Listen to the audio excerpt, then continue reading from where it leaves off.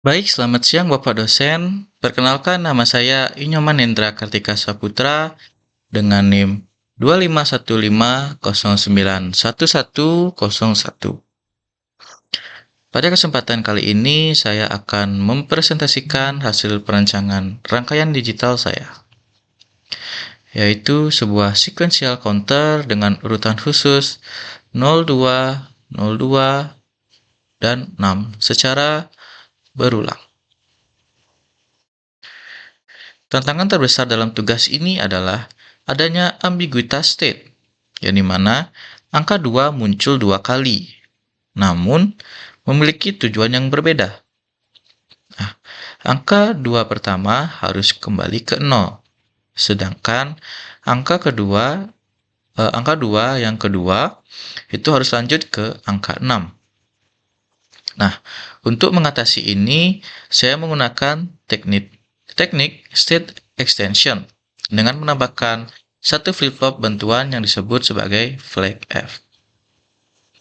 Nah, sekarang mari kita bedah tabel kebenaran yang sudah saya buat.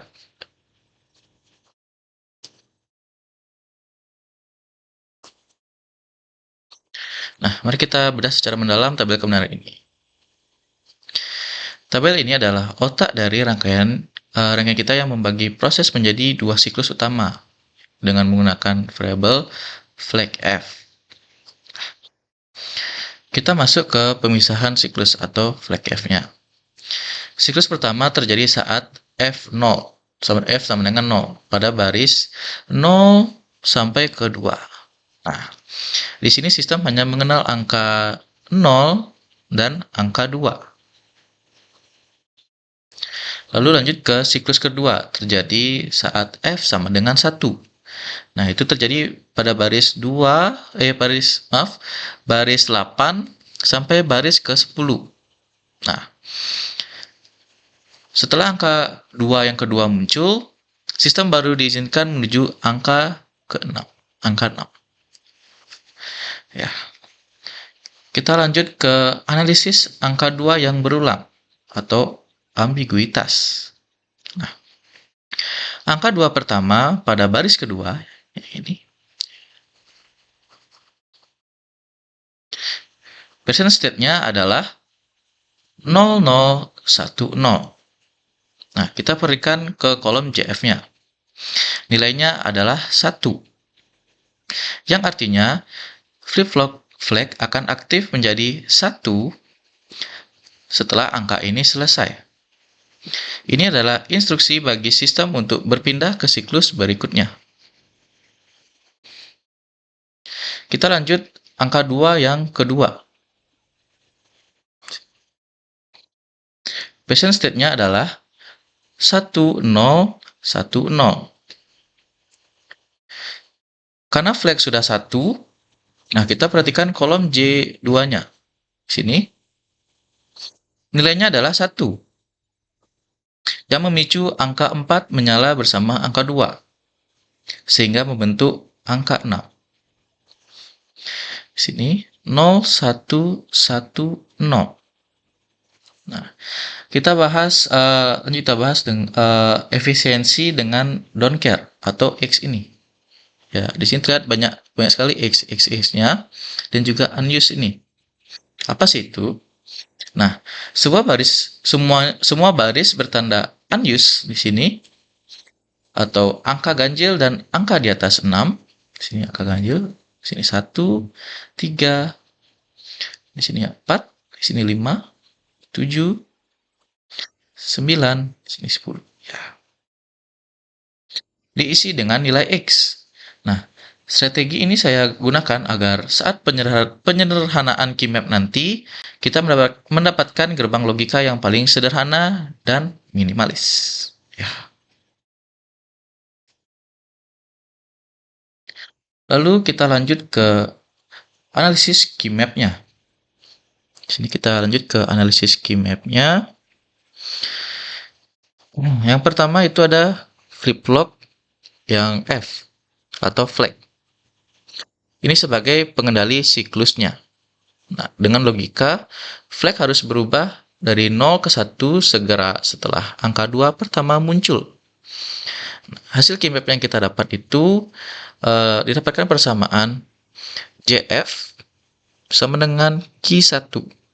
Nah, artinya itu input J pada flag hanya menunggu sinyal dari output Q1. Begitu angka 2 aktif, flag bersiap untuk berganti state. Lanjut kita ke flip-flop Q2. Di sini sebagai pembentuk angka 6-nya. Logikanya, flip-flop ini bernilai 4. Ia hanya boleh menyala jika flag sudah bernilai 1 dan angka 2 sedang aktif, menjadi 4 plus 2 sama dengan 6. Nah, hasil key map yang saya dapatkan itu JQ2 sama dengan F.Q1.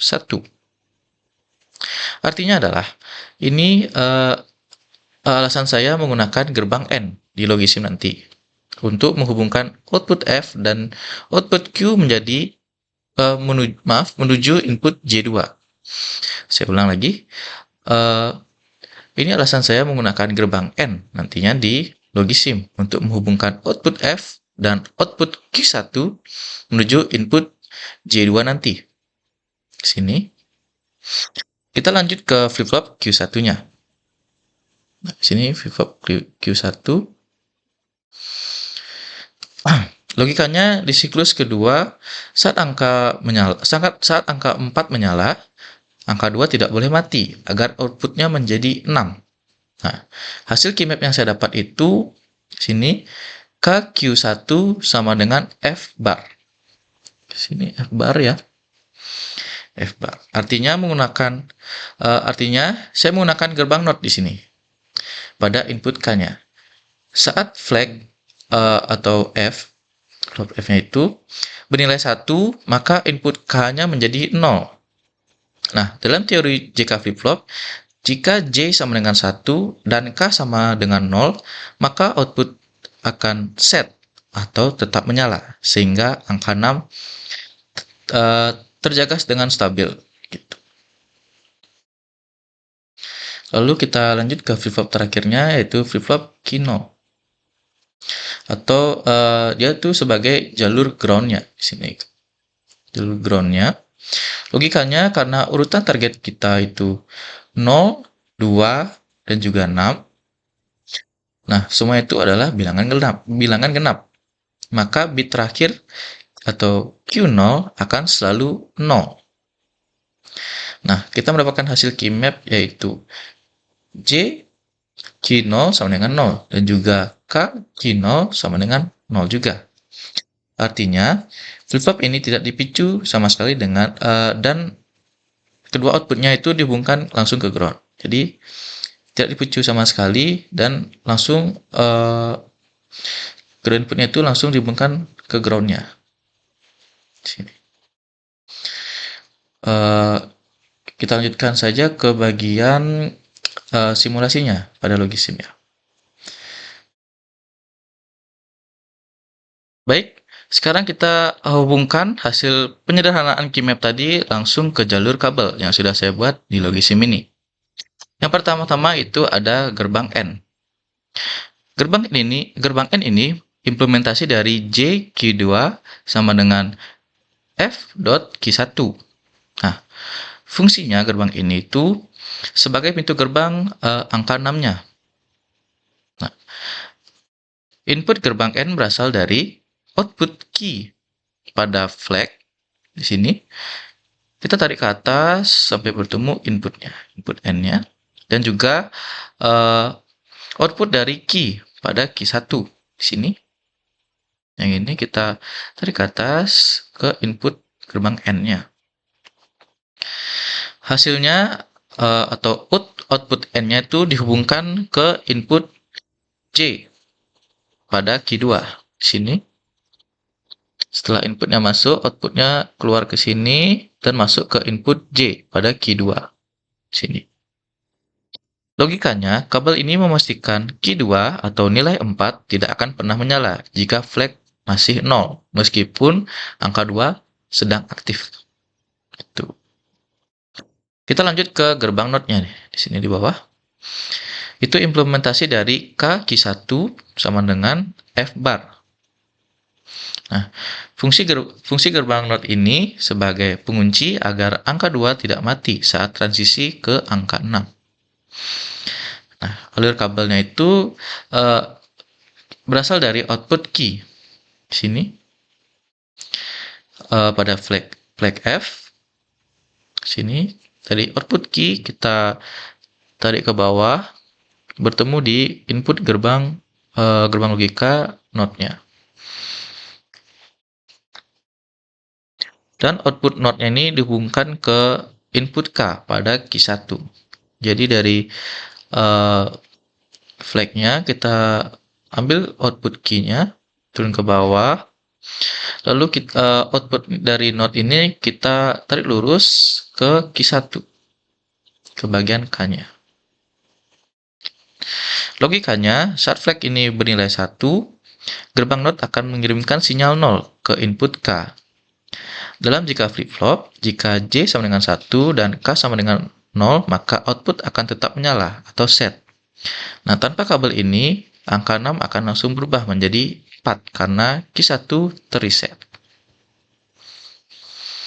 Nah, kita lanjut ke jalur VCC atau logic high-nya. Fungsinya ini memberikan instruksi agar flip-flop selalu siap berubah status, jadi toggle ataupun set. Alur kabelnya itu dihubungkan ke input J1, pertama ini, input J1 dan input K2. Ini sesuai dengan hasil keymap yang menunjukkan nilai 1 atau VCC. Sini ya. Di sini K-nya, juga di sini J-nya. Jadi 1 di sini. Kita lanjut ke jalur ground-nya atau logic low. Di sini. Nah, fungsi ini memastikan bit tertentu tetap mati. Jadi alur kabelnya itu pada flip-flop Q0, nih, flip-flop Q0, seluruh input J dan K maksud saya dihubungkan ke ground. Dihubungkan ke ground. Sini. Logikanya karena urutan 0, 2, 6 semuanya genap. Bit Q0 harus selalu 0. Ground memastikan kabel tersebut tidak menerima gangguan sinyal apapun. Di sini. Ya, atas sini. Ke splitternya.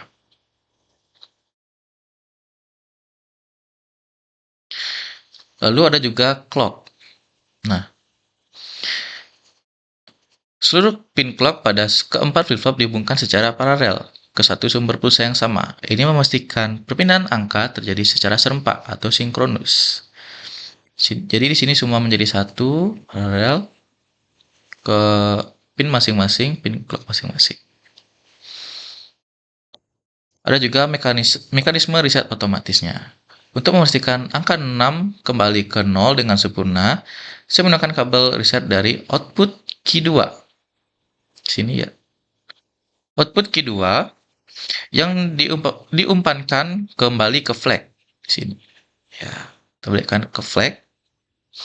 Nah, ini berfungsi untuk membersihkan status flag kembali ke 0 agar siklusnya 0, 2, 0, 2, 6 bisa berulang tanpa henti. Gitu ya.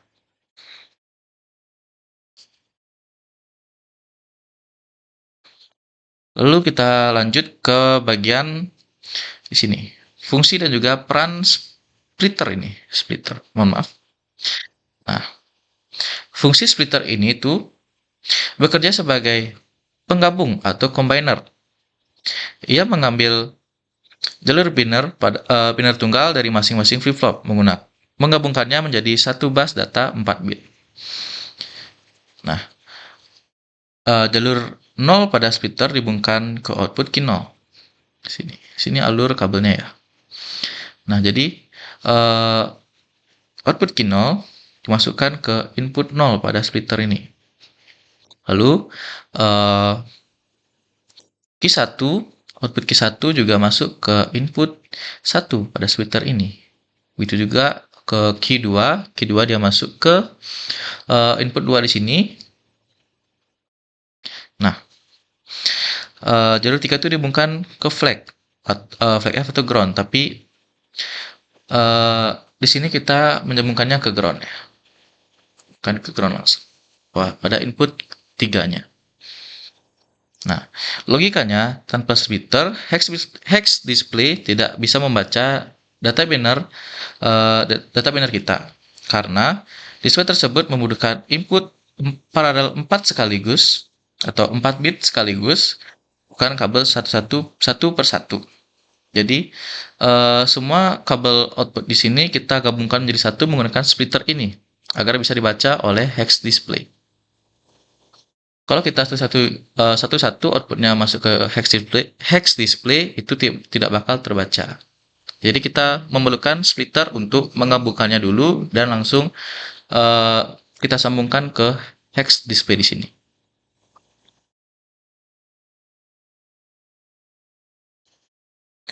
Nah, kita lanjut ke bagian terakhir yaitu mekanisme hex display-nya. Nah, display ini menerima input 4 bit dari splitter ini. Nah, input ini mempresentasikan nilai biner dari 000 hingga 111 atau 0 sampai 15 dalam desimal. Di dalam komponen ini terdapat decoder internal yang mengubah kode biner menjadi pola 7 segmen atau 7 segmen. Saat banner menunjukkan 0000, display menyalakan lampu berbentuk angka 0. Sini.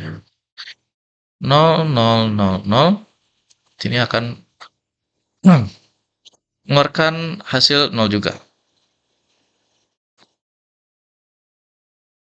Saat banner menunjukkan angka 0010, display menyalakan lampu membentuk angka 2. Kita langsung coba ya. Nah, 0010. Nah, dia akan mengeluarkan display itu angka 2. Di sini. Nah, saat banner menunjukkan angka 0110, display akan menyalakan lampu membentuk angka 6. Kita coba ya.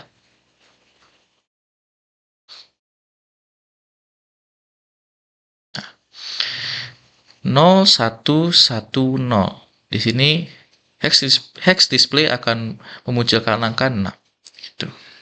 Nah, pasti ada pertanyaan, kenapa semuanya harus terhubung? Dari semua rangka ini, kenapa sih harus terhubung? Nah, alasan kenapa semua bagian, yaitu flip-flop, gerbang logika, splitter, dan display terhubung adalah untuk menciptakan satu sistem yang tertutup. Nah, sinyal dimulai dari clock sebagai detak jantung, diolah oleh flip-flop berdasarkan aturan key map, dan dikirim melalui splitter dan akhirnya divisualisasikan oleh display. Jika satu kabel saja terputus, maka urutan angka akan cacat atau tidak terbaca sama sekali.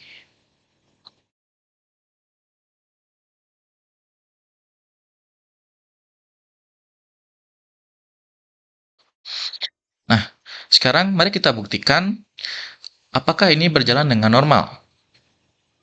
Baik, saya ulang reset lagi. Kita reset simulasi dulu dan kita mulai untuk mulai gini simulasinya.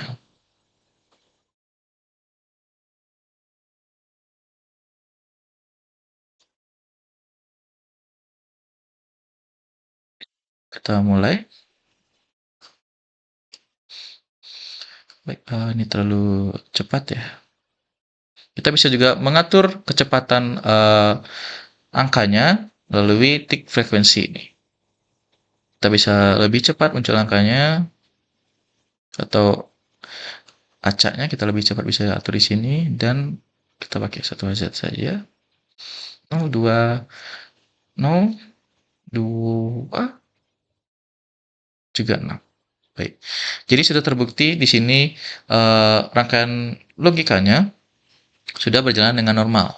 dengan memunculkan angka 0, 2, 0, 2, dan juga 6 berulang.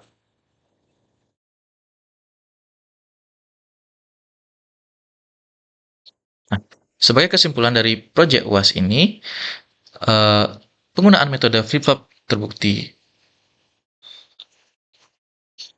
Nah, sebagai kesimpulan dari proyek UAS ini, penggunaan metode flag flip-flop terbukti sangat efektif untuk memecahkan masalah ambiguitas pada angka yang muncul secara berulang, khususnya angka 2. Dalam satu siklus pempencacahan, akurasi dari teori ke praktik ditunjukkan melalui implementasi gerbang logika AND dan juga NOT, serta koneksi VCC dan ground pada rangkaian logisim yang merupakan perwujudan langsung dari persamaan matematis hasil penyederhanaan Key-map atau Karnaugh map. Selain itu, integrasi sistem melalui penggunaan splitter memegang peranan krusial sebagai jembatan informasi biner dari flip-flop menuju hex digit display. Sehingga data digital dapat divisualisasikan menjadi angka yang tepat secara visual. Terakhir, efisiensi desain dicapai dengan memanfaatkan kondisi don't care pada tabel kebenaran. Sehingga rangkaian dihasilkan menjadi lebih sederhana namun tetap memiliki stabilitas tinggi dalam menjalankan urutan 0, 2, 0, 2, 6 secara kontinu. Baik, mungkin sekian presentasi dari saya mengenai counter acak ini. Baik, Bapak dosen, terima kasih.